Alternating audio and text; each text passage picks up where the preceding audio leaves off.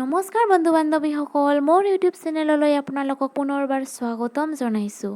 আজি মই আপোনালোকৰ ওচৰত লৈ আহিছোঁ চিকেনৰ এটা চিম্পল ৰেচিপি। কেনেদৰেনো কম তেল আৰু কম মছলা ব্যৱহাৰ কৰিও মই চিকেনখিনি কেনেদৰে ধুনীয়াকৈ বনালোঁ, সেয়া আজি আপোনালোকৰ ওচৰত মই দাঙি ধৰিম। প্ৰথমতে লৈছোঁ দুটা বিলাহীখিনি মই এনেদৰে কাটি লৈছোঁ। আৰু লৈছিলোঁ আদা, নহৰু, জলকীয়া, পিঁয়াজ আৰু এইখিনি মাংস। প্ৰথমতে কেৰাহী এখন পাতি দিব লাগিব। কেৰাহীখিনি পাতি দি লৈছোঁ আৰু তেলখিনি গৰম হৈ যোৱাৰ পিছত ইয়াত পিঁয়াজখিনি দি লৈছোঁ।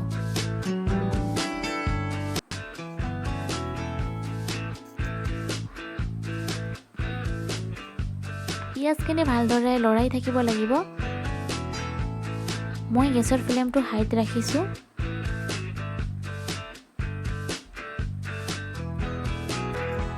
যেতিয়ালৈ পিঁয়াজখিনি ভালদৰে ৰঙা হৈ নাযায় তেতিয়ালৈকে ভাজি থাকিব লাগিব।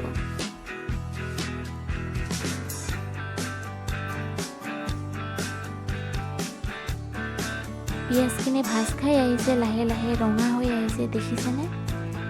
এতিয়া ইয়াত মাংসখিনি দি ল'ম।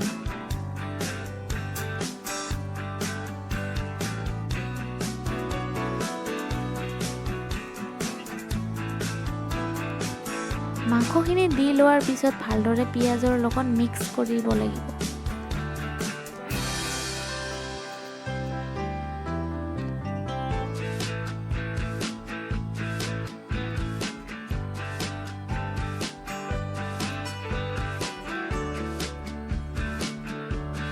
তাৰপিছত মাংসখিনিত সোৱাদ অনুযায়ী নিমখ দি ল'ব লাগিব।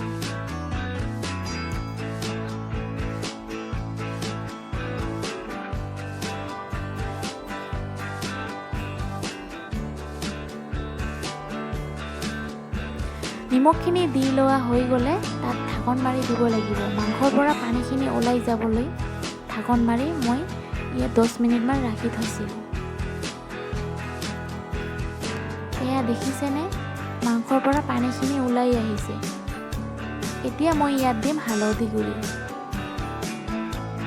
হালধিখিনিও নিজৰ আন্দাজ মতে দি ল'ব।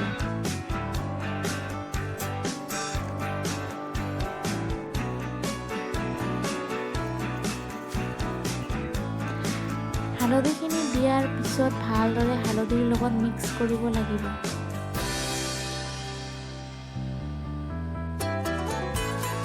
ধুনীয়াকৈ হালধিৰ লগত মিক্স হৈ গ'লে মাংসৰ কালাৰখিনি ধুনীয়া হৈ আহে।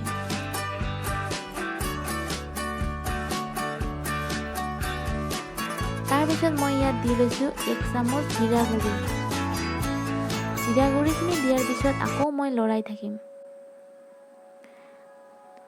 আৰু এয়া দি লৈছোঁ আদা, নহৰু, বিলাহী, জলকীয়াৰ পেষ্টখিনি।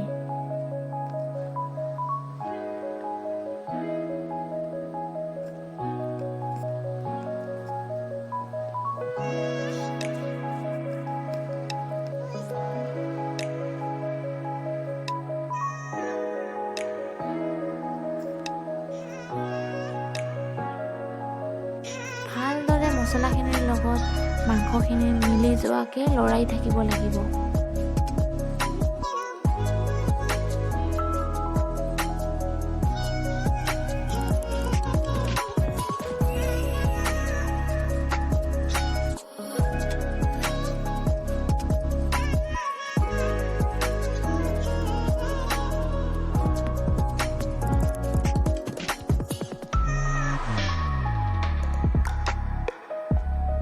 তাৰপিছত মই দিম ইয়াত গৰম পানী।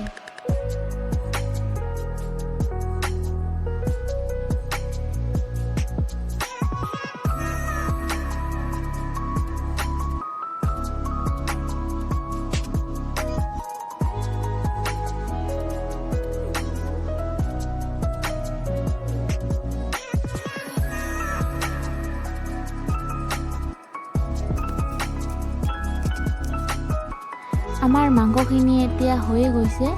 এতিয়া সোৱাদ অনুসৰি অলপমান গৰম মছলা দি লৈছোঁ 1 চামুচ।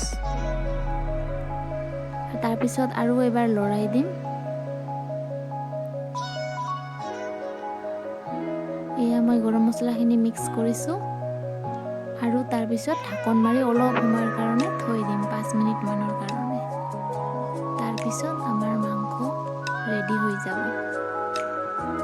5 মিনিট হৈ গ'ল। এতিয়া মই ঢাকনখিনি খুলিছোঁ। আমাৰ মাংসখিনি হৈ গৈছে। ধুনীয়া কালাৰ আহিছে মাংসখিনি। দেখিছেনে কিমান ধুনীয়া হৈছে দেখিবলৈ। আপোনালোকে যদি মোৰ চিম্পল ৰেচিপিটো চাই ভাল পালে তেতিয়াহ'লে লাইক, কমেণ্ট, শ্বেয়াৰ আৰু মোৰ চেনেলটো ছাবস্ক্ৰাইব কৰিবলৈ নাপাহৰিব। ধন্যবাদ।